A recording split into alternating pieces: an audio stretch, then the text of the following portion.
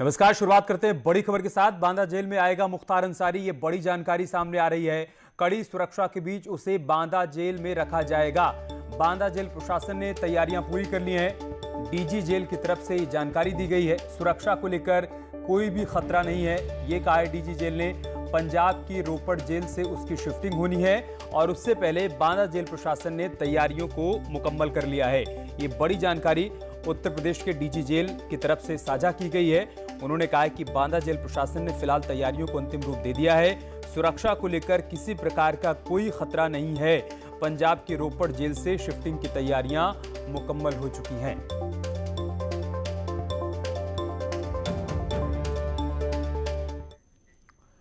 तो चलिए अब आपको इस फैसले के पीछे की पूरी कहानी समझाते हैं। क्यों मुख्तार अंसारी को आखिरकार यूपी ट्रांसफर किया जा रहा है।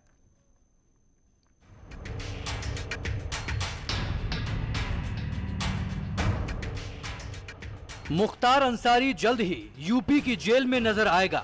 इसके लिए यूपी पुलिस ने मुख्तार के लाने का रोड प्लान भी तैयार कर लिया है। सुप्रीम कोर्ट के आदेश के बाद मंगलवार को ऑर्डर भी सुप्रीम कोर्ट की वेबसाइट पर अपलोड हो गया है। अब मुख्तार को इस हफ्ते किसी भी वक्त लाया जा सकता है। न्यूज 18 से बात करते हुए यूपी के डीजी जेल ने कहा कि मुख्तार को बांदा जेल में रखा जाएगा। फिलहाल माननीय उच्चतम न्यायालय के आदेश यही है कि उनको बांदा जेल भेजा जाए। बांदा जेल की सुरक्षा काफी अच्छी है, मजबूत है और जो भी अन्य तैयारियां करनी होंगी वो हम लोग कर रहे हैं और किसी प्रकार से कोई असुरक्षा या इस तरह की कोई अन्य बात नहीं होगी। उसके लिए पूरी तरीके से हम लोग तैयार हैं और मुस्तैदी के साथ हम लोग अपने ड्यूटी का निर्वहन करेंगे। 26 मार्च को सुप्रीम कोर्ट ने फैसला सुनाते हुए कहा कि 2 हफ्ते के अंदर मुख्तार को यूपी शिफ्ट करें। इसके बाद से ही मुख्तार को लाने की तैयारी तेज हो गई है। अब मुख्तार जल्द ही बांदा जेल की सलाखों में अपने गुनाहों की गिनती करेगा। मुख्तार अंसारी पर कई संगीन आरोप हैं, जिसमें गाजीपुर में कृष्णानंद राय की हत्या, गाजीपुर में गैंगस्टर एक्ट का केस, गाजीपुर में ही 4 संगीन मामलों में केस, मऊ में ठेकेदार अजय सिंह की हत्या, वाराणसी में अवधेश राय की हत्या, वाराणसी में ही थाने में धमकी का आरोप, मऊ में गैंगस्टर एक्ट का केस और मऊ में फर्जी शस्त्र लाइसेंस लेना। जनवरी 2019 से पंजाब की रोपड़ जेल में ऐश कर रहे मुख्तार को अब अपने गुनाहों का हिसाब यूपी में देना होगा, जिसके लिए यूपी पुलिस ने पूरा रोड मैप तैयार कर लिया है। Bureau report, news 18। Mukhtar Ansari अभी पंजाब के रोपड़ जेल में बंद है। पंजाब पुलिस भी मुख्तार को यूपी पुलिस को सौंपने की तैयारी कर रही है। यूपी का बाहुबली नेता मुख्तार अंसारी पिछले लगभग 2 सालों से पंजाब के रोपड़ की इसी जेल में बंद है। यूपी पुलिस, यूपी सरकार बार बार कोशिश कर रही थी कि मुख्तार अंसारी को यूपी शिफ्ट किया जाए। बात सुप्रीम कोर्ट तक पहुंची। सुप्रीम कोर्ट ने पंजाब सरकार की सभी दलीलों को रद्द करते हुए 26 मार्च को फैसला सुनाया था, आदेश दिया था कि 14 दिन के भीतर भीतर मुख्तार अंसारी को यूपी शिफ्ट किया जाए। अब पंजाब के जेल विभाग के आला अधिकारियों का कहना है कि उनके पास अदालत के वह आदेश ऑनलाइन आ चुके हैं, ऑनलाइन अपलोड हो चुके हैं तथा जेल विभाग के आला अधिकारियों का कहना है कि जब भी यूपी पुलिस मुख्तार अंसारी को लेने आएगी उसके सुपुर्द कर दिया जाएगा। रोपड़ से अवतार कंबोज, न्यूज 18। और लखनऊ से हमारे सहयोगी राजीव इस वक्त हमारे साथ लाइव जुड़ चुके हैं।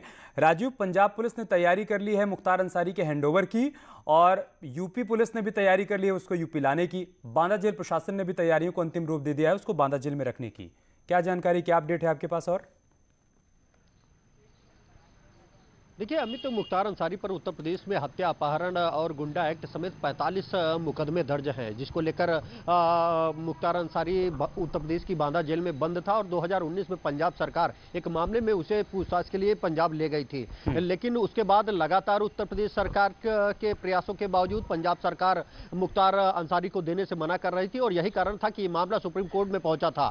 सुप्रीम कोर्ट ने बीते 26 मार्च को स्पष्ट निर्देश पंजाब सरकार को दिए हैं कि पंजाब पुलिस मुख्तार मुख्तार अंसारी को जिस जेल से लाई थी, जिस बांदा जेल से लाई थी, उस बांदा जेल में शिफ्ट करे। तो उत्तर प्रदेश की पुलिस ये इंतजार कर रही है, क्योंकि ये निर्देश जो है ये पंजाब सरकार को दिया गया है, पंजाब पुलिस को दिया गया है।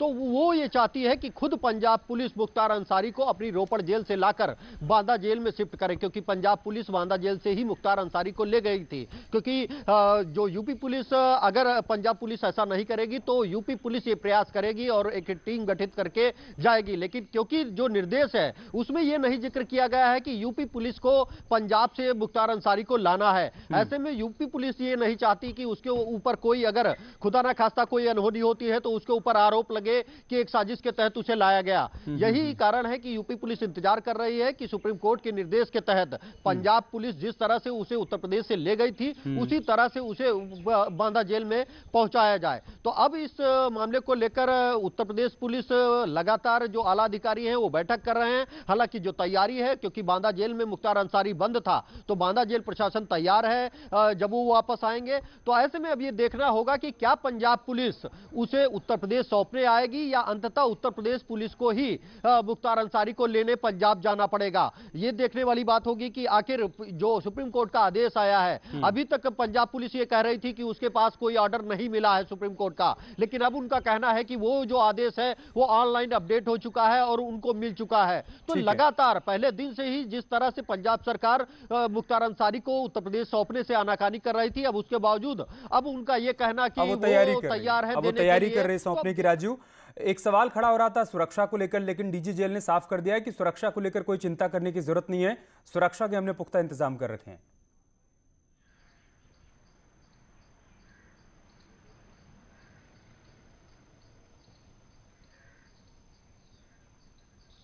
राजू, आपको आवाज मिल पा रही है? ठीक है, हम दोबारा आपके पास आएंगे।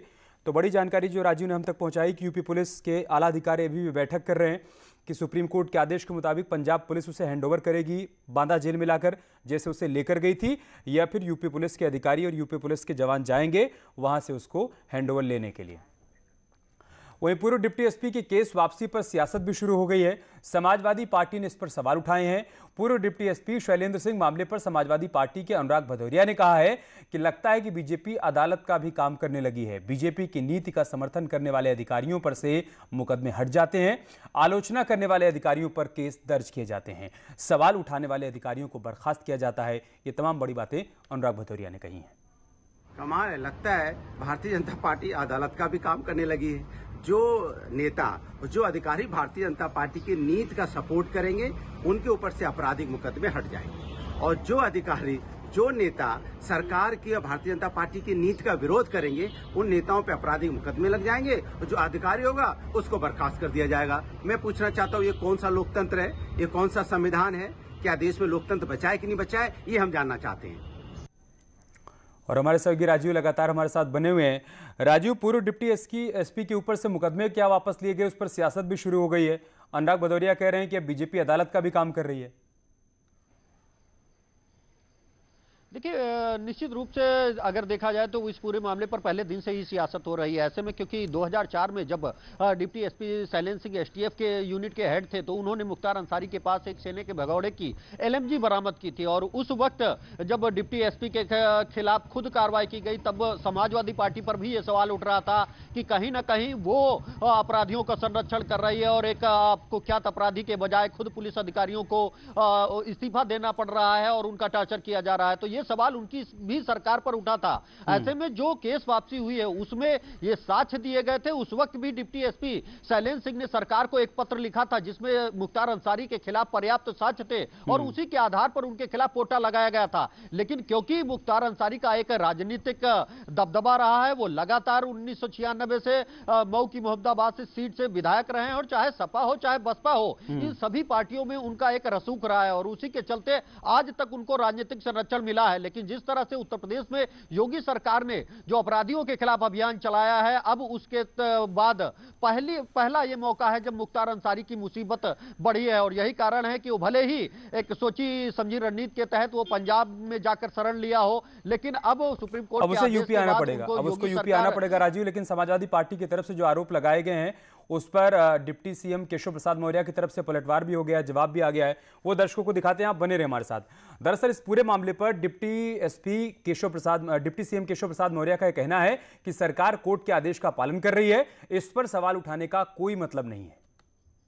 माननीय न्यायालय के आदेश पर जो न्याय प्रक्रिया के अंतर्गत है वो होगा, उसमें कोई सवाल जवाब सरकार की ओर से होने की जरूरत नहीं है। तो माननीय सर्वोच्च अदालत का आदेश है और जो होगा उसका सरकार पालन करेगी। तो समाजवादी पार्टी केस वापसी पर सवाल उठा रही है, लेकिन शैलेंद्र सिंह के खुलासे चौंकाने वाले हैं। इस पूरे मामले पर न्यूज 18 ने सबसे पहले पूर्व डिप्टी एसपी शैलेंद्र सिंह से बातचीत की है और इस पूरे मामले को लेकर समझा है। उन्होंने बताया कि मुलायम सिंह सरकार में कैसे मुख्तार अपने अपराध का साम्राज्य बढ़ाना चाहता था। शैलेंद्र सिंह ने यह भी बताया कि मुख्तार क्यों लाइट मशीन गन यानी LMG खरीदना चाहता था, वो किसकी हत्या की प्लानिंग कर रहा था, लेकिन अचानक सरकार का मिजाज बदल गया और उनके खिलाफ ही मुकदमा दर्ज कर दिया गया। अब आप समझ लीजिए कि ये मामला था, जब आपको याद होगा ये लखनऊ में कैंट थाना क्षेत्र में कृष्णानंद राय जी जो उस समय विधायक थे और मुख्तार के बीच में क्रॉस फायरिंग हुई थी।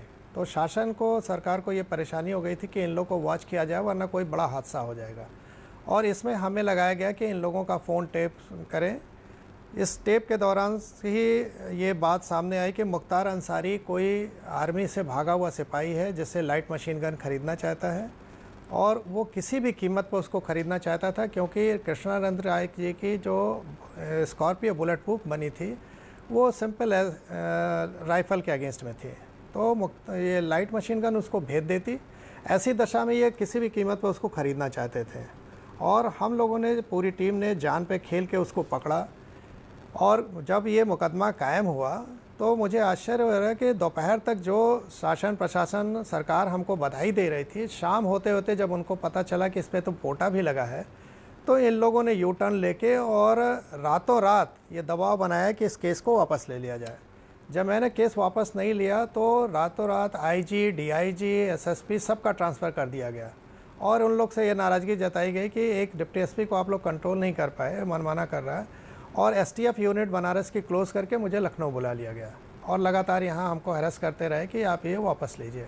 मैंने इनको साफ मना कर दिया कि ये मैं गलत निर्णय नहीं ले सकता हूँ और न मैं आगे झुकूँगा, और अंततः मुझे फिर 11 फरवरी को मैंने अपना इस्तीफ़ा भेजा, और इस्तीफ़ा में लिखा मैंने कि अगर इस तरह से माफिया सरकार में हस्तक्षेप करें और उनके कहने पर सरकार चले तो हम जैसे ईमानदार अधिकारियों के लिए काम करना मुश्किल है, और वह स्वेच्छा से ऐसे में त्यागपत्र कर दे के बाहर जा रहा हूँ।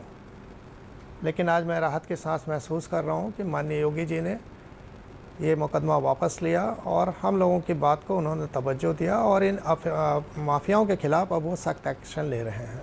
अब आप समझ लीजिए कि ये मामला था, जब आपको याद होगा ये लखनऊ में कैंट थाना क्षेत्र में कृष्णानंद राय जी जो उस समय विधायक थे और मुख्तार के बीच में क्रॉस फायरिंग